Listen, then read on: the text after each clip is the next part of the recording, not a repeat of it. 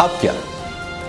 अब क्या मोदी जी झुंझुना मचाएंगे या जागरण करेंगे या किसी गुफा में जाकर के बैठ जाएंगे? प्रधानों का जो सर झुका है अरब कंट्रीज के सामने, उसका जिम्मेदार कौन है? उसका जिम्मेदार वो भारतीय जनता पार्टी के नेता हैं या वो गोदी मीडिया है जो इस हेट स्पीच भी चलाता है? बोलते रहते हैं जो अपने राष्ट्रपिता के ना हुए वो किसी के क्या होंगे? जो राष्ट्रपिता का फोटो नोट से हटाने के सपना देख रहे हो वो किसी के क्या होंगे? बाहर के देशों में क्या क्या झंडे गाड़ रहे हैं। जो भस्मासुर प्रधानमंत्री मोदी ने पैदा किए थे, आज उन्हीं के लिए बहुत बड़े सबब या बहुत बड़े एक तरह से चैलेंज।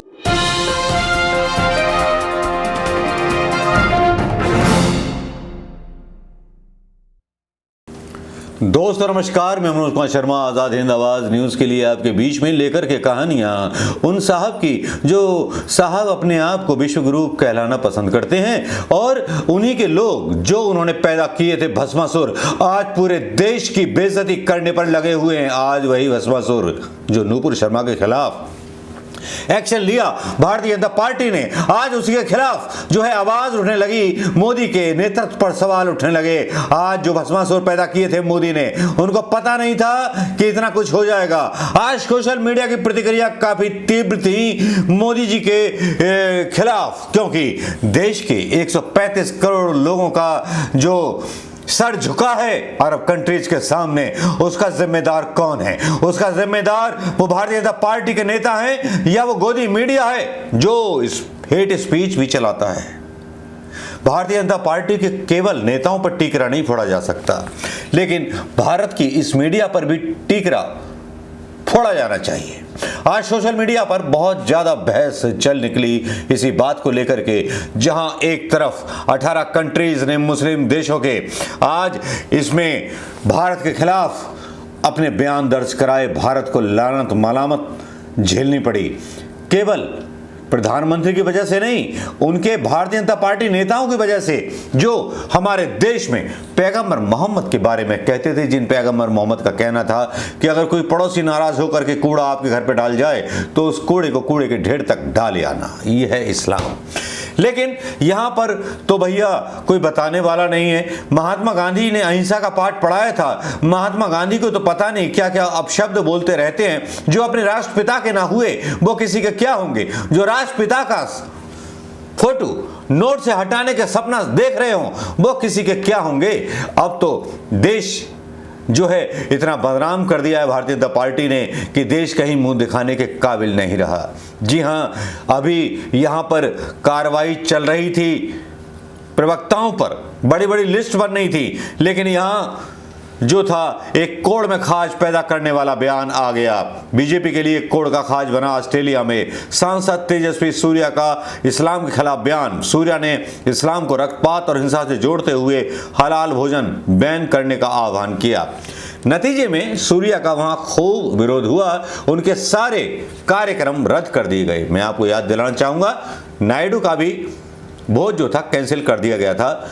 मीडिया ने उसकी खबर अलग दिखाई, ये बता करके कि स्वास्थ्य संबंधी प्रॉब्लम थी, कहीं देश की बदनामी और देश की जनता तक ना पहुंच जाए कि भारतीय जनता पार्टी क्या क्या झंडे गाड़ रही है और भारतीय जनता पार्टी के नेताओं के बयान बाहर के देशों में क्या क्या झंडे गाड़ रहे हैं।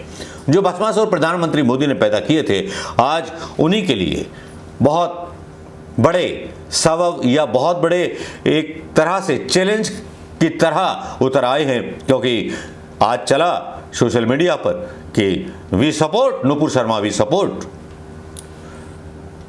नवीन जिंदल। खैर, यहाँ एक संतोष गुप्ता पत्रकार हैं, उनका एक ट्वीट आता है जिसमें लिखते हैं, कट्टर समर्थकों में नाराजगी है कि छोटे छोटे देशों के आगे मोदी जी झुके क्यों? कोई उन्हें जोकर कह रहा है तो कोई इस्लामी देशों का दलाल। देख लीजिए भस्मापुर पैदा करने का मतलब नतीजा क्या होता है। एक ट्वीट आता है राजीव जैनी का जिसमें लिखता है, 2 रुपए ट्वीट कमाने वाले 5 किलो सरकारी राशन पर पलने वाले भिखमंगे 149 रुपए महंगे महीने के रिचार्ज पर ट्रेन चला रहे हैं। Boycott Qatar Airways. सूतियों, कतर एयरवेज की टिकट का रेट पता है? किडनियां बिक जाएंगी एक ट्रबल में। बहुत सीधी सी बात है, कहानी शुरू होती है पृथ्वीराज चौहान से और कहानी पूरे विश्व में फैल जाती है। हिंदुस्तान की जितनी बदनामी आज की डेट में हो रही है, जिस तरह से वो वाकई में शर्मनाक है। 70 साल में ऐसा पहली बार नहीं हुआ, उन सालों में भी नहीं हुआ जब अटल बिहारी वाजपेयी की सरकार थी और सुषमा स्वराज ओपेक की मीटिंग में गई थी, जहां पर पाकिस्तान अपना दावा कश्मीर पर ठोक रहा था। तब इन्हीं अरब कंट्रीज ने भारत का साथ दिया था। अब मोदी जी थोड़ा सा ज्यादा अच्छी विदेश नीति जानते होंगे, क्योंकि अटल बिहारी वाजपेयी ने कांग्रेस की किसी भी विदेश नीति को कभी भी बदलने की हिमाकत नहीं की थी। वो जानते थे कि ये नीति जो है काफी प्रभावी है, चाहे वो अमेरिका हो चाहे रशिया हो उनके खिलाफ। लेकिन यहाँ कश्मीर के मुद्दे पर जब ये गल्फ कंट्रीज हमारे देश का साथ देते थे, पाकिस्तान का साथ नहीं देते थे, अब क्या मोदी जी झुंझुना मचाएंगे या जागरण करेंगे या किसी गुफा में जाकर के बैठ जाएंगे? प्रधानमंत्री मोदी जी भले ही ले रहे हैं फैसले, लेकिन यहां पर कुछ फैसले भारतीय जनता पार्टी ने लिए हैं दिखाने के लिए। पैगंबर पर विवादित टिप्पणी के बाद एक्शन। भाजपा ने धार्मिक भावनाएं आहत करने वाले 38 नेताओं की लिस्ट बनाई है। 27 को हिदायत दी है। तथागत राय, संगीत सोम, साक्षी महाराज, गिरिराज, अनंत कुमार हेगड़े जैसे बहुत कई नेताओं के नाम हैं। पैगंबर मोहम्मद साहब पर विवादित टिप्पणी करने वाले नूपुर शर्मा और नवीन कुमार पर कार्रवाई के बाद भाजपा एक्शन में दिखाई दे रही है। नेताओं के पिछले 8 साल के बयानों को आईटी विशेषज्ञों की मदद से खंगाला गया है। करीब 5200 बयान गैर जरूरी पाए गए। 2700 बयानों के शब्दों को संवेदनशील पाया गया। 38 नेताओं के बयानों को धार्मिक मान्यताओं को आहत करने वाली कैटेगरी में रखा गया है। भाजपा के जो नेता थे उनमें अनंत कुमार हेगड़े, शोभा करंद लांजे, गिरिराज सिंह, तथागत राय, प्रताप सिन्हा, विनय कटियार, महेश शर्मा, टी राजा सिंह, विक्रम सिंह सैनी, साक्षी महाराज, संगीत सोम। अब बात यह है कि कुवैत में भारत में बने सामान पर रोक लगा दी गई है। इंपोर्ट एक्सपोर्ट रोक दिया गया है कुवैत में पैगंबर मोहम्मद साहब के बारे में टिप्पणी करने के बाद। मैं आपको यहाँ बता दूं कि सबसे ज़्यादा रेवेन्यू कुवैत और सऊदीया कंट्री में नौकरी करने वाले मुस्लिम लोग और हिंदू लोग लेके आते थे। इनके बयानों का ये साइड इफेक्ट हुआ है कि वहां से गिन गिन करके मोदी भक्तों की चूतड़ों पर लात मार करके भगाया जा रहा है। जिन लोगों को देश की परिभाषा नहीं पता, जो अपने आप को राष्ट्रभक्त बोलते थे, वही लोग आज देश के लिए शर्म का विषय बन चुके हैं।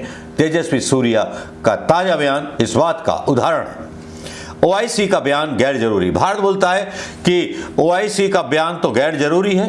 यूएन से मुसलमानों के अधिकारों की सुरक्षा सुनिश्चित करने की मांग की ओआईसी ने, तो भारत जो है इधर उधर की कन्नी काट रहा है।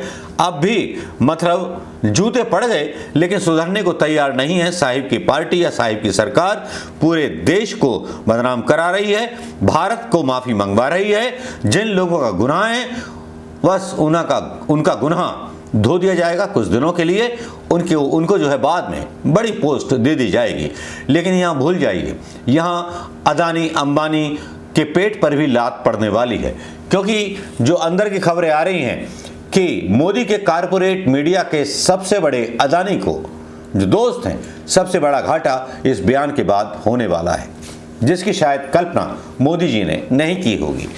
ये तो आगे आगे देखते जाइए, क्योंकि खबरें आप तक नहीं दिखाई जाती हैं। खबरों की जो सूंघने की रफ्तार है हमारी थोड़ी सी तेज है। गोदी मीडिया पाला हुआ पिल्ला है, वो वही भौंकता है जो उसको भौंकने के लिए बोला जाता है। एक पपी डॉग है जो पाला हुआ है। नूपुर शर्मा को मैं धन्यवाद कहना चाहूँगा कि चलिए, नफरत को खुल के आपने बयान दिया, आपकी पार्टी की पोल खुल गई, आपकी उस फिल्म इंडस्ट्री की भी पोल खुल गई जिसने एक फिल्म बनाई पृथ्वीराज, और जिसको लेकर के आप लोगों ने काफी साथ ज्यादा प्रमोशन किए और वो फिल्म भी फ्लॉप हो गई।